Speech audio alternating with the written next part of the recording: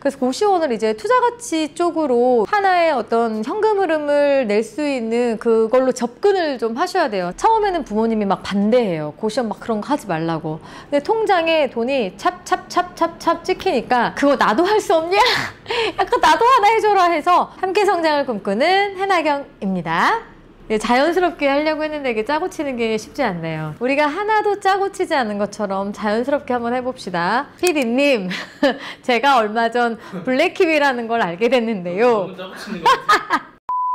고시원을 운영을 하시거나 뭐 파티룸을 운영을 하시거나 이외에 모든 어떤 사업적인 걸 했을 때 마케팅이 제일 중요한데, 그러려면 이제 블로그 상단에 노출시키고 뭐 여러 가지 플레이스 뭐 여러 가지 작업들이 있잖아요. 근데 제가 제 블로그가 어떤 지금 수준에 있는지, 키워드는 어떻게 해야 되는지, 그래서 블랙키위라는 걸 알게 됐는데 나 깜짝 놀랐어요. 진짜 그 블랙키위의 고시원 창업, 뭐 고시원 매매 이런 키워드로 적어봤는데, 피디님 30대와 40대 비율이 어땠을 것 같아요?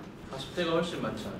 그치, 압도적으로 40대가 많을 것 같지? 왜냐면 고시원 창업이니까 좀 자본금도 있어야 되고 퇴직을 준비한 나이가 조금 빨라져서 40대부터는 본격적으로 준비를 하잖아요. 30대는 막 이제 회사에서 막 일하고. 그런데 30대와 40대가 똑같이 동률, 30대와 40대가 똑같은 비중으로 검색을 했다는 건 30대가 이제 이 수익형 부동산의 꽃이라 불리우는 고시원 창업에 관심이 많다는 거예요.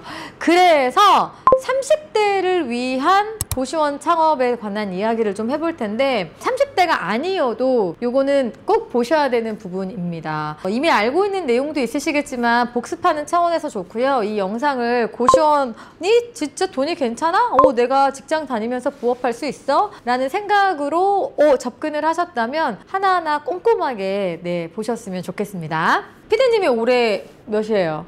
29. 그럼 내년에 몇 살이야? 30. 그러면 30대 축하합니다. 금방 40대 된다.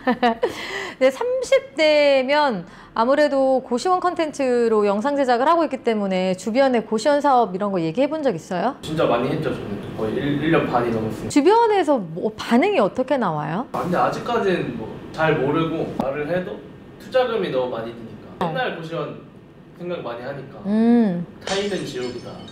그래서 고시원에 대한 선입견이 있는 거죠. 안 그래도 칙칙하고 우울하고 좁고 막 냄새 날 것 같은데 이렇게 타이는 지옥이다 같은 이런 컨텐츠까지 있으면 더 30대들은 뭐 고시원이야 할 것 같은데요.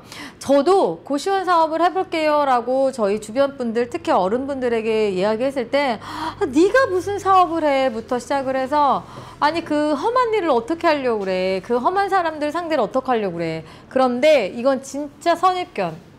모르고 하시는 말씀. 무조건 단정지어 얘기할 필요 없고, 고시원이 지금은 주거의 한 형태가 돼서 프리미엄화된 것도 있고, 웬만한 월세 저희 집도 70만 원 이상짜리 있잖아요. 일단 강점, 공과금 내지 않아도 되고 뭐 쌀이나 라면, 커피 이런 거 제공이 되고 하다 보니까 가성비를 생각하는 젊은이들 사이에서 프리미엄화된 깨끗하고 쾌적하고 넓은 고시원이 인기가 많단 말이에요. 근데 이제 이 생각은 못 하시고 약간 내몰리듯 와서, 이런 표현 좀 그렇지만 진짜 막 망하고 막 쫓기든 힘들게 이런 고시원을 떠올리신단 말이에요. 근데 그게 아니라는 걸 일단 아시는 게 중요해요. 그리고 피디님 그런 얘기는 못 들었어? 그 고시원은 건물이 있어야 하는 거 아니야? 뭐 이런 얘기? 어른들한테 들었어요.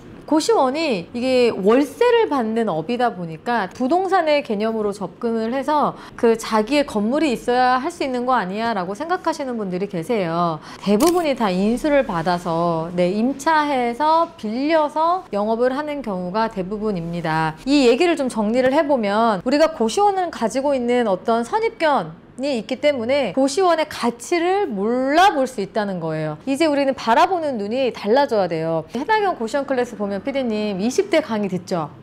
30대 강의 듣죠? 30대들이 지금 되게 열심히 잘하고 있죠. 막 돈 엄청 벌고 있잖아. 무작정 다 잘 버는 건 아니에요. 30대들이 마케팅력도 좋고 인터넷 다룰 줄도 알고 하다 보니까 더 많은 수입을 끌어오르고, 그리고 이제 투자를 아끼지 않거든. 30대에 좀 트렌디한 막 이렇게 좀 젊은 감각의 분들은 내가 투자하고 반값을 올려서 받는다, 약간 이런 생각이 강하거든요. 그래서 고시원을 이제 투자가치 쪽으로 하나의 어떤 현금 흐름을 낼 수 있는 그걸로 접근을 좀 하셔야 돼요. 30대 그냥 일반 직장인이에요. 근데 내가 고시원은 투자가치로 보기 좋아요 라고 했어요. 그럼 뭐가 궁금해요?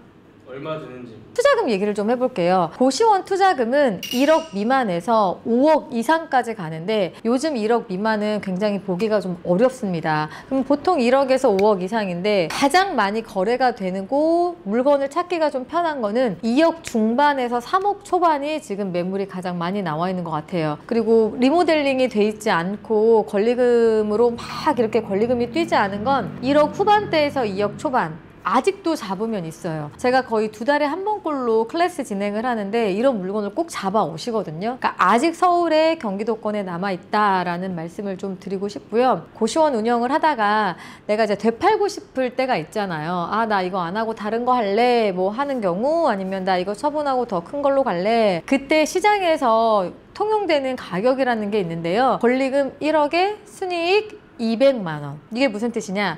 2억을 투자하면 400을 벌고 3억을 투자하면 한 뭐 600을 벌고 이런 건데, 고시원은 워낙 제가 누누이 말씀드리지만 폐쇄적인 시장이고 개별성이 강해서 꼭 내가 2억 투자했다고 4억을 벌고 3억 투자했다고 6억을 벌고 이거는 아니에요. 1억 5천 투자해서 리모델링 싹 예쁘게 인테리어 디벨롭해서 이걸 나중에 수익을 500, 600도 충분히 만들 수 있고요. 내가 3억 한 5천 투자금 들였는데 순이익이 500 미만도 나올 수 있는 문제예요. 요거는 발품 열심히 팔고 공부 열심히 하시면 내가 이제 기준이 생겼을 때 아, 이 정도 투자금으로 이만큼을 순이익을 낼 수 있겠구나 판단이 됐을 때 이제 진입은 하면 되는데, 근데 요거는 부동산에서 매물을 브리핑을 받으면서 여러 개를 좀 받아보시면서 그 가격을 좀 가늠을 하는 노력이 필요합니다. 그럼 피디님 2억 일단 초반, 중반이 제일 거래가 많이 되긴 하니까 30대 직장인이 이 금액을 가지고 가기는 쉽지 않겠죠. 방법이 있다? 뭘까요?